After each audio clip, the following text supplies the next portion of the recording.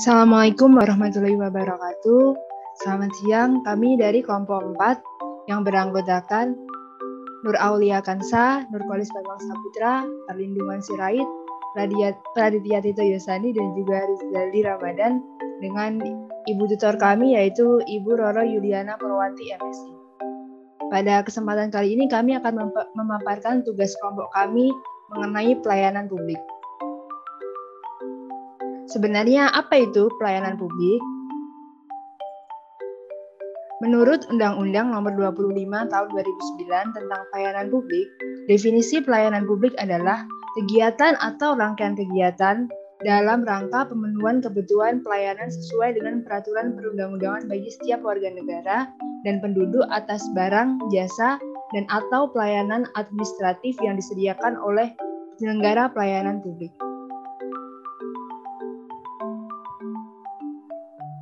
Dari artikel yang berjudul "Kita Harus Belajar Banyak dari Jepang" yang ditulis oleh Yulistio Indartono, mahasiswa S3 di Graduate School of Science and Technology, Kobe University, Jepang. Dari artikel tersebut, kita mendapat beberapa hal yang penting untuk diketahui, seperti berikut ini.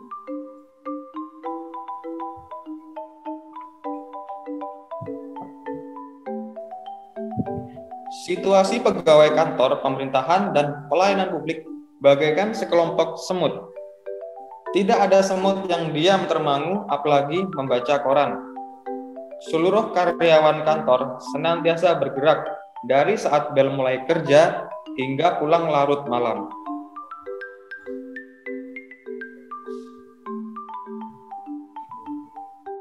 Di Jepang, semua orang mendapat pelayanan publik yang sama.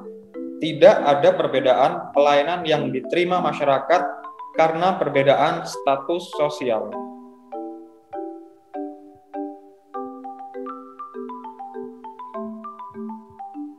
Jepang dikenal memberikan banyak kemudahan dalam pelayanan publiknya.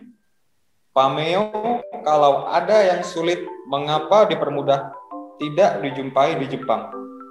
Misalnya dalam mengurus dokumen, pertanyaan-pertanyaan cukup dijawab dengan ya atau tidak.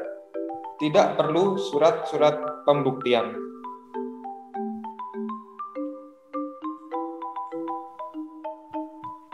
Bisakah kalian bayangkan jika kejujuran dan saling percaya dihilangkan dalam pelayanan publik? Jika dihilangkan, tentunya angan-angan untuk mendapatkan pelayanan publik yang ideal tidak mungkin akan tercapai.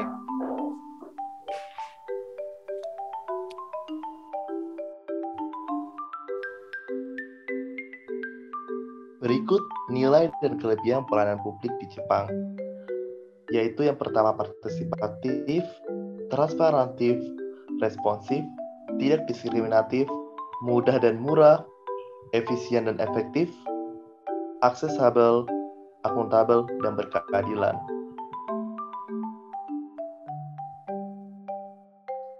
Partisipatif. Masyarakat Jepang ikut terlibat dalam peran serta pelayanan publik di Jepang.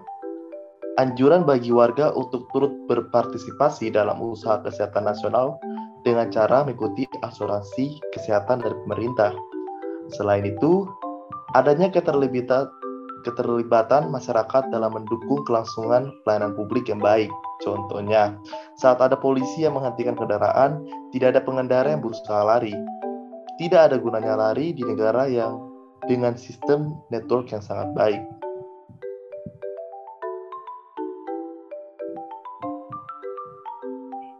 Transparatif. Tidak menutup-nutupi kurangan produk yang dijual.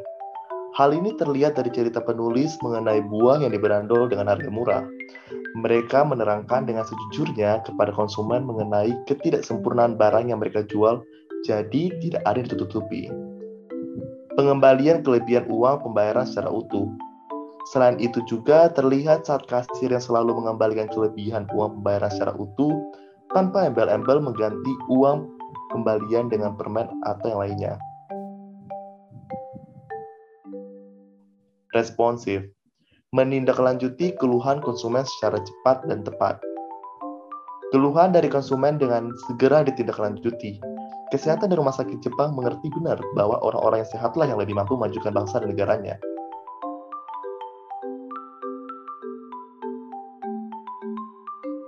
Yang keempat adalah tidak diskriminatif.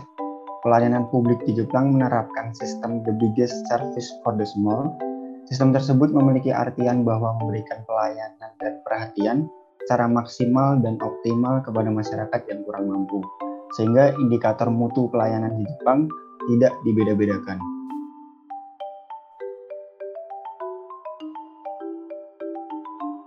Selanjutnya, mudah dan murah. Kemudahan yang dimaksud adalah kemudahan dalam mendapatkan fasilitas dan kemudahan mengurus dokumen administrasi. Dalam artikel dijelaskan seorang warga negara asing yang tidak fasih berbahasa Jepang yang mendapatkan kemudahan pada saat mengurus berbagai dokumen.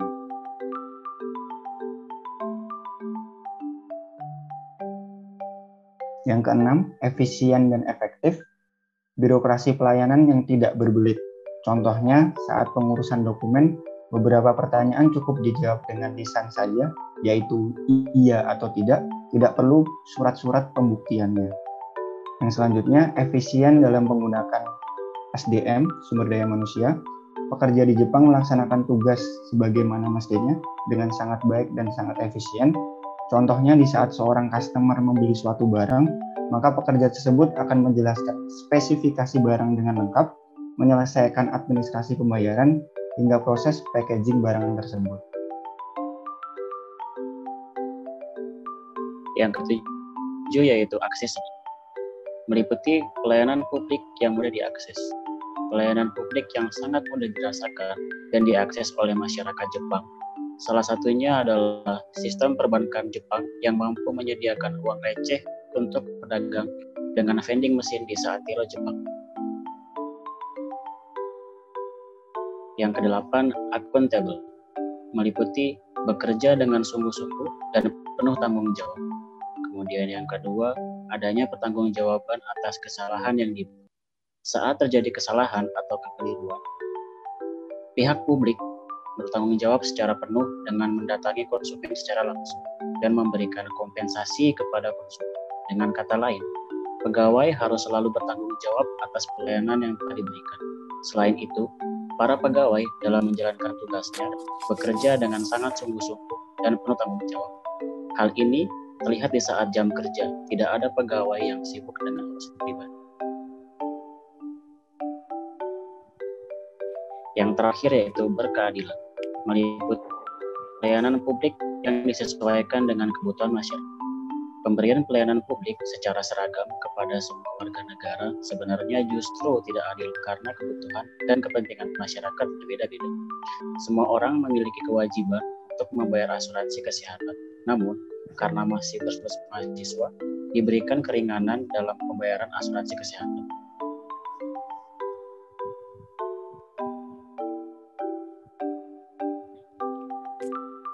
Terdapat prasyarat yang harus dipenuhi agar dapat meniru pelayanan kualitas pelayanan publik di Jepang dan alternatif kebijakan yang dapat diterapkan di Indonesia.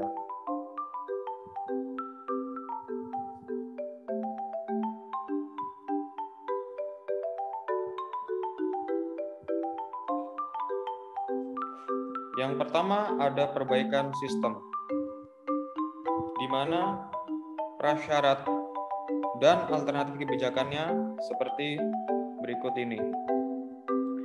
Yang pertama, penyederhanaan birokrasi yang rumit atau berbelit. Dengan alternatif kebijakan, menerapkan sistem pelayanan terpadu satu pintu.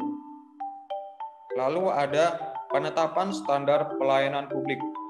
Dengan alternatif kebijakan, menerbitkan pedoman pelayanan yang memuat persyaratan, prosedur, biaya atau tarif pelayanan, dan batas waktu penyelesaian pelayanan. Lalu yang terakhir, meningkatkan kualitas pelayanan dengan biaya yang lebih efisien. Dengan alternatif kebijakan, melarang dan menghapus biaya tambahan yang dititipkan pihak lain, dan meniadakan segala bentuk pungutan liar.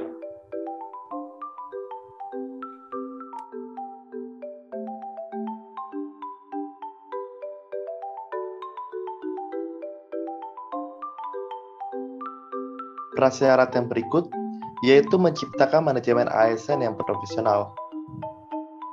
Yang pertama, para ASN harus memiliki etos kerja yang tinggi. Alternatif kebijakannya menumbuhkan rasa kebanggaan berprofesi sebagai abdi negara, sehingga para ASN secara ikhlas bisa bekerja dengan kedisiplinan, semangat, dan produktivitas. Seseorang yang memiliki etos kerja rendah menjadikan produktivitasnya juga rendah, begitupun sebaliknya. Lanjut, meningkatkan keramahan kepada pengguna layanan. Alternatif kebijakannya menerapkan minimal 3S, yaitu senyum, sapa, salam kepada pengguna layanan. Prasyarat yang berikut, bekerja berdasarkan sifat dan etika profesional. Alternatif kebijakannya memahami dan merealisasikan kode etik ASN.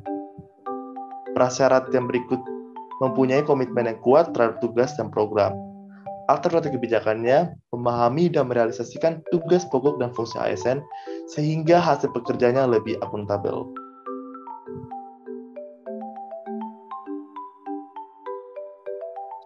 Yang ketiga yaitu partisipatif dari masyarakat, meliputi kesadaran dalam menggunakan fasilitas negara. Alternatif kebijakannya yaitu membuat peraturan tertulis terkait penggunaan fasilitas negara dan sanksi yang akan diterima apabila peraturan itu dilanggar. Kemudian prasyarat kedua yaitu memberikan testimoni atas pelayanan yang diterima. Alternatif kebijakannya yaitu membangun kesadaran masyarakat sebagai konsumen dan membuka kesempatan yang seluas-luasnya pada masyarakat, baik langsung maupun melalui media massa, untuk menyampaikan saran atau pengaduan mengenai pelayanan masyarakat. Kemudian prasyarat yang ketiga yaitu menumbuhkan sikap disiplin dan tepat waktu pada masyarakat. Alternatif kebijakannya yaitu memberikan reward dan punishment terhadap kedisiplinan masyarakat dalam partisipasinya di pelayanan publik. Kemudian yang terakhir yaitu mengutamakan efektif dan efisien dalam mobilitas publik. Alternatif kebijakannya yaitu menyediakan transportasi yang lebih modern, nyaman, serta mudah dijangkau, sehingga masyarakat mulai beralih dari transportasi pribadi ke transportasi umum.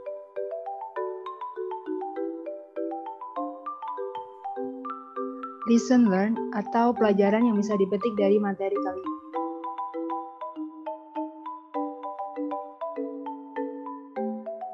Pelayanan publik merupakan kegiatan dalam rangka pemenuhan kebutuhan pelayanan masyarakat atas barang dan jasa. Belajar dari pelayanan publik Jepang, ternyata masih banyak hal yang perlu diperbaiki dari pelayanan publik di Indonesia. Berdasarkan isu tersebut, banyak nilai-nilai pelayanan publik di Jepang yang bisa diadopsi dan diterapkan sesuai dengan budaya Indonesia. Untuk mencapai pelayanan publik yang ideal, diperlukan beberapa hal yang harus saling mendukung satu sama lain, mulai dari perbaikan sistem pelayanan publik, manajemen ASN, dan juga partisipasi masyarakat sebagai pendukung terlaksananya pelayanan publik yang ideal, yang disertai dengan adanya alternatif kebijakan. Sekian pemaparan kami mengenai pelayanan publik. Atas perhatiannya, terima kasih.